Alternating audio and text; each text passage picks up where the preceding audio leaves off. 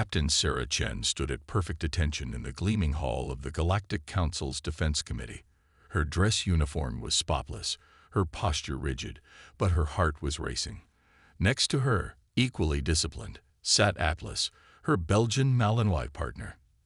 The dog's alert eyes scanned the massive chamber, tracking the movements of the various alien species that filled the tiered seats. The Arctians, who led the defense committee, clicked their mandibles in what Sarah had learned was their way of showing contempt. Their insectoid bodies gleamed under the chamber's bright lights, compound eyes reflecting countless images of the human canine pair that stood before them. "You expect us to believe," Chief Commander Valix chittered, "that you conduct military operations with pets." The translator rendered his tone perfectly, dripping with mockery. Sarah kept her voice steady. "Atlas is not a pet, Chief Commander. He is a trained military operative with capabilities that complement our own." Laughter erupted across the chamber. The jellyfish-like Medusans wobbled with amusement, their transparent bodies flashing with colors of derision. The crystalline Pexithi vibrated at frequencies that their universal translators converted to snickering. "Fascinating," a Thuran scientist called out, his 4 eyes blinking in sequence. "The Deathworlders still cling to their primitive symbiotic relationships. Perhaps we should study them as an anthropological curiosity." Atlas remained perfectly still beside Sarah, but she could feel the slight tension in his body. 6 years of working together had made them so attuned to each other that they could communicate without words or obvious signals. Right now, Atlas was asking permission to break his stay command. Sarah subtly tapped her finger against her thigh twice, their signal to hold position. The council members continued their discussion as if the human and her dog weren't even present. They pulled up holographic displays showing Earth's military history, focusing particularly on the role of working dogs in warfare. "Look at this primitive practice," Valix announced, projecting images of military dogs in Earth's past conflicts. They used these creatures to detect explosives, track targets, and even engage in direct combat. In an age of quantum sensors and AI-driven combat systems, they parade around with animals. Sarah remembered her commander's words before this assignment. "Let them underestimate us. It's worked in our favor before." She thought about the training facility back on Earth, where hundreds of dogs were preparing for space operations. The specially designed K9 spacesuits, the zero-gravity training protocols, the enhanced communication systems, all hidden from the Council's view. A Medusan floated forward, its tentacles swaying in what Sarah recognized as a gesture of false sympathy. "Dear Primitive, surely your species must realize that biological detection systems are obsolete. Our quantum wave sensors can detect a single atom at a distance of 50 light-years." Sarah allowed herself a small smile. "With respect, different tools serve different purposes. Atlas and I have completed 147 successful combat missions together." Combat missions. Valix's translator couldn't quite capture the mix of amusement and disgust in his chittering. Against what? Other primitives with their own beasts. The chamber erupted in another wave of laughter. Atlas's ears twitched slightly, picking up frequencies of alien amusement that even Sarah's enhanced combat audio systems couldn't detect.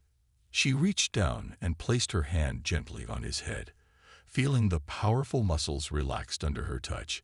They had faced worse than mockery before. "Thank you for your time," Sarah said formally. "The Earth K9 Corps remains ready to assist the Council if needed." As they walked out of the chamber, the sound of alien laughter following them, Sarah felt Atlas press slightly against her leg, their private signal of solidarity. Let them laugh, she thought. They didn't need to understand the bond between humans and dogs. Not yet, anyway. What they couldn't see was that Atlas had already mapped every exit in the chamber, identified the unique scent markers of 17 different alien species, and noticed the hidden security drones that the Council thought were undetectable. Sarah had recorded it all through their neural link, adding to Earth's growing database of Council intelligence. Let them think Earth was primitive. Sarah and Atlas had learned long ago that being underestimated was sometimes the greatest advantage of all. 3 months after the council meeting, everything changed. The attack came without warning. On the luxury resort world of New Venice, thousands of tourists from across the galaxy vanished in a single night. Security cameras showed nothing. Quantum sensors detected nothing. The only signs of the attack were empty buildings and a strange, sharp smell that none of the alien species could identify.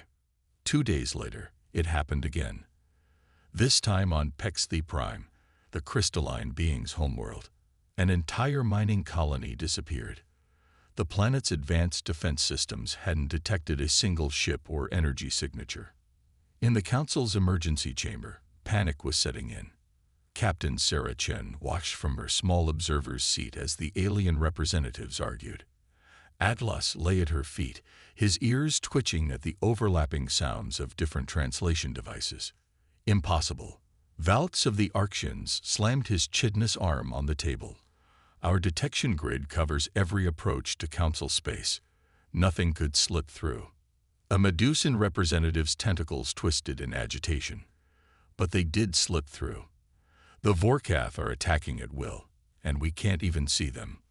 The name sent ripples of fear through the chamber. The Vorkath, silicon-based life forms that had been considered nothing more than a spacer's legend until now. Their ships supposedly bent light and energy around them, making them truly invisible. Sarah noticed something interesting. Every time a representative mentioned the Vorkath attacks, Atlas's ears would perk up slightly. She had worked with him long enough to know this wasn't random behavior. The Thuran Prime Minister's 4 eyes blinked rapidly as he spoke. 3 more colonies have gone dark in the past hour. Our most advanced ships are blind. The Vorkath's cloaking technology surpasses anything we've ever seen. What about the humans? Someone asked from the back. They're so primitive, maybe the Vorkath won't consider them a threat. Sarah stood up slowly. Earth stands ready to assist the Council, she said formally, ignoring the implied insult. Valix turned all his compound eyes toward her. Assist? With what? Your pets. Your primitive weapons.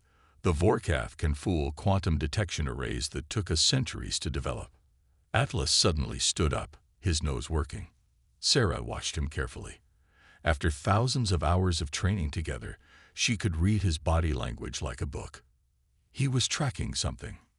Chief Commander, Sarah said carefully, would you be interested in a demonstration? A demonstration. Now. Valx's translator crackled with disbelief. Atlas is detecting something in this chamber, something that wasn't here during our last visit. The room went silent. Atlas moved with purpose now, walking a precise path between the alien representatives. He stopped near a seemingly empty corner and took a pointing stance, the position that meant he had found his target. There's nothing there, a Pexthi representative said, its crystalline form vibrating with nervousness. Sarah pulled out a small device from her pocket, a simple smoke grenade. With your permission, she asked the chief commander. Too curious to refuse, Valix nodded. Sarah triggered the grenade. As harmless white smoke filled the corner, gasps echoed through the chamber. The smoke wasn't spreading evenly. It was curling around something invisible, something shaped like a crouched humanoid figure. Vorkath observation drone, Sarah said calmly as Atlas maintained his position. They've been watching your meetings. Their cloaking might fool your sensors, but they can't hide their silicon-based scent from a well-trained dog. The council chamber erupted into chaos. As security teams rushed in, Sarah knelt beside Atlas and gave him his favorite scratch behind the ears. Good boy, she whispered. Now let's show them what else we can do. The Earth Embassy on New Venice had been converted into an emergency command center. Banks of computers lined the walls, and in the center of the room, a massive holographic display showed the growing number of Vorkath attacks across Council space. Captain Sarah Chen stood before the gathered alien military leaders, with Atlas at her side. Behind her, 20 more human handlers and their dogs waited quietly. German shepherds, Belgian Malinois, Dutch shepherds, Earth's finest 4-legged warriors, each wearing the sleek insignia of the interstellar K9 Corps.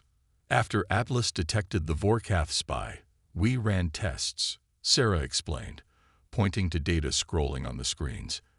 Every military dog we've tested can smell them.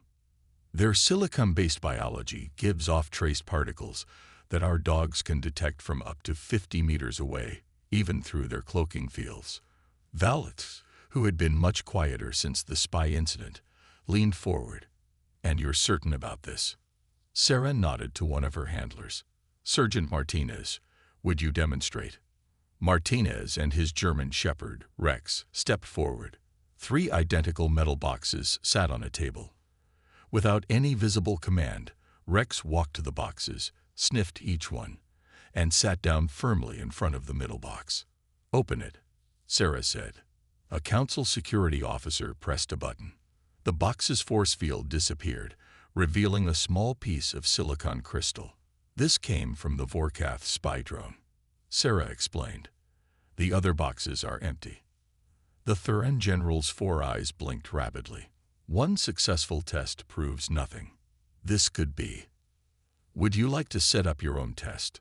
Sarah interrupted politely. "Hide Vorkath materials anywhere in this building. Use any security measures you want. Our dogs will find them." The alien leaders whispered among themselves. Finally, the Medusan admiral floated forward, its tentacles swaying thoughtfully. "If what you say is true, why didn't you tell the council about this capability before?" Sarah smiled slightly. "You weren't interested in hearing about our primitive methods before. Besides, Earth has learned to keep some advantages to itself." The room grew quiet as the implications sank in. How many other primitive human capabilities had they dismissed? "There's more," Sarah continued. She pulled up new data on the screens. "We've been studying the Vorkath attack patterns. They're not random. Atlas helped us realize something. They're following specific scent trails through space. Like hunters." She pointed to a star map. "See these patterns? They're using ancient space lanes that don't show up on modern sensors. Paths where silicon-rich asteroid fields create natural camouflage for their ships." "And your dogs can detect these paths?" Valix asked, his mandibles clicking uncertainly. "With the right equipment, yes." Sarah pressed a button, and a hologram appeared showing a new design of space armor.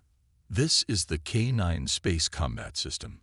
It lets our dogs operate in zero gravity and detect Vorkath signatures across space lanes. We've been developing it since we first joined the council." Atlas stood up suddenly, his attention fixed on the far wall. Other dogs in the room also turned to look. Sarah didn't need to check her instruments. "They're here," she said calmly. Sure enough, alarms began blaring seconds later. A Vorkath ship had appeared in orbit. "Time to show you what a real K9 combat team can do," Sarah said, reaching for her gear. Atlas was already moving to the equipment bay where his space armor waited. "Unless you still think we're too primitive to help." The alien leaders watched in stunned silence as human and dog teams geared up with practiced efficiency. Their mockery of Earth's military dogs felt very distant now. They were about to learn why humans had kept their oldest hunting partners at their side for 40,000 years, and why that partnership was about to change the course of an interstellar war. The void of space lit up with weapons fire as the battle for New Venice began. Sarah Chen floated in her combat suit, watching the tactical display inside her helmet. Beside her, Atlas moved gracefully in his own space armor, the specialized K9 unit allowing him complete freedom of movement while protecting him from vacuum. "All K9 teams, report," Sarah commanded through the neural link that connected her to both Atlas and the other human dog pairs spread across the battlefield. "Team 2, tracking scent trail to the east. Team 3, strong silicon signature detected near the orbital rings. Team 4, following parallel course." The Vorkath ships were invisible to normal sensors, but they couldn't hide from the enhanced olfactory systems built into the dog's space armor. Each K9 unit was essentially a biological detection system far more sophisticated than anything the Council had built. There, Atlas's neural signal pulsed in Sarah's mind as he caught a strong scent. Through their link, she could almost smell it herself, the sharp, distinctive trace of silicon-based life forms. Council Command, this is Captain Chen, moving to intercept cloaked vessel at coordinates Mark 7. She didn't wait for acknowledgement. Atlas was already moving, his powerful legs pushing against the magnetic plates in his armor to propel them through space. The Council's ships hung back, their crews still struggling to understand how humans fought alongside their four-legged partners. But they were about to get a demonstration. Sarah and Atlas approached the location where the scent was strongest. To every scanner and visual sensor, there was nothing there. But Atlas knew better. He turned his head slightly, the signal to show exact position. "All teams, converge on my mark," Sarah ordered. Then she pulled out what looked like a simple ball. The aliens had laughed when they first saw it in the armory. They weren't laughing now. She threw the ball into seemingly empty space. Atlas tracked it perfectly, just as he had done thousands of times in training. The ball hit something solid and stuck. A moment later, it released a cloud of specially designed particles that clung to the Vorkath ship's hull, slowly revealing its massive form. "Target marked," Sarah announced. "Council ships, you have weapons lock." The space around them erupted with energy weapons as the Council fleet finally had something to shoot at. But Sarah and Atlas were already moving to their next target. Around them, other K9 teams were doing the same, marking ship after invisible ship. The Vorkath, realizing their stealth advantage was gone, began to fight back. Energy beams sliced through space, but they had never trained to fight targets they couldn't see. And human dog teams were very good at staying invisible when they needed to. Multiple contacts. Came a call from Team 3. They're trying to regroup. Sarah watched through her tactical display as more dogs picked up the scent of what had to be the Vorkath command ship. Atlas confirmed it with a short neural pulse. This signal was different, bigger. "All teams, form up on me," Sarah ordered. "Council Command, we've located their flagship. Request permission to board." There was a pause on the command channel. Sarah could imagine the alien leaders struggling with the idea of letting primitive Earth forces lead such a critical mission. But the burning wreckage of Vorkath ships, now visible across the battlefield, was a powerful argument. "Permission granted, Captain Chen." Valk's voice came through, his tone very different from the mocking one he'd used in the council chamber. "Show them what Earth's warriors can do." Sarah checked Atlas's armor one last time, feeling his excitement through their neural link. "Ready, boy?" she asked, though she already knew the answer. In response, Atlas gave the quiet woof that meant he was ready for anything. Together, they turned toward their target, leading the first human dog boarding action in space combat history.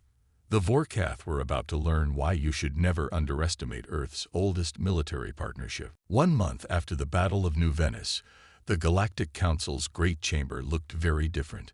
Where there had once been only elegant alien delegates, now there stood a row of human handlers with their dogs at attention. And at the center of it all, Captain Sarah Chen stood proudly with Atlas, both wearing their new ceremonial armor bearing the symbols of both Earth and the Council. The Vorkath surrender document hovered in holographic form above the chamber floor. Their supreme commander, a crystalline being that sparkled like dark diamond, moved forward to sign it. Atlas watched calmly, but Sarah could feel through their neural link that he recognized the silicon-based scent. Every dog in the chamber did. "The war is over," Valx announced, his mandibles moving in what Sarah now recognized as respect rather than contempt. "Thanks to Earth's unexpected capabilities." The Supreme Commander of the Vorkath spoke, its voice translating as crystalline chimes. "We thought ourselves the perfect hunters, invisible to all. We never imagined we would be hunted ourselves, let alone by biological sensors we dismissed as primitive." Sarah remembered the final battle, how Atlas had led them straight to the Vorkath command bridge, tracking their leaders' unique silicon signatures through the massive ship. The fighting had been fierce, But the Vorkath had never developed defenses against enemies they couldn't see coming. They hadn't expected humans and dogs moving in perfect sync, communicating without words, fighting with the coordination of partners who could read each other's thoughts through their neural links. Captain Chen, the Thuran Prime Minister, called out, all four eyes focused on her. The Council has voted. We would like to establish K9 units for all member species. Sarah had expected this. With respect, Minister, it had maybe difficult. Difficult. A Medusan representative floated forward. Surely you can train our native animals as you train your dogs. It's not that simple, Sarah explained. What you see here isn't just training. It's 40,000 years of evolution. Dogs and humans grew up together on Earth. We learned to read each other, to trust each other. Our ancestors hunted together, fought together, lived together. The neural links we use today just enhance a connection that already existed. To demonstrate, Sarah unclipped Atlas's neural link. Without any verbal command or visible signal, she thought about what she wanted. Atlas immediately walked to the chamber center, circled it exactly 3 times, then returned to her side. No technology did that, she said. That's thousands of generations of humans and dogs learning to be partners. You can't replicate that in a few years of training. The council chamber was silent as the aliens finally understood. Earth wasn't just some primitive world that got lucky. They were seeing the result of something unique in the galaxy.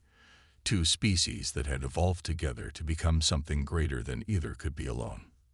The Council recognizes Earth's unique contribution to galactic security.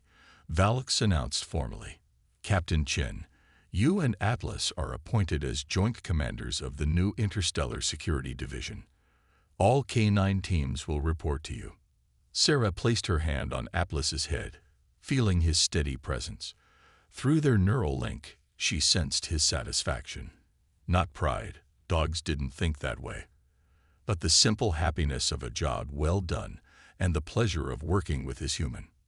We accept, Sarah said, speaking for them both. And we have some ideas about expanding the program. After all, she smiled, Earth has other animal partners too.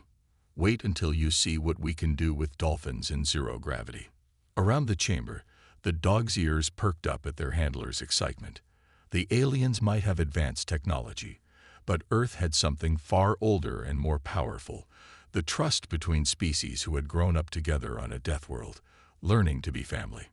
The galaxy would never be the same. And somewhere back on Earth, in training camps and homes across the planet, puppies were being born who would one day follow their ancestors into the stars, continuing a partnership that had begun around ancient campfires and now extended to the far reaches of space.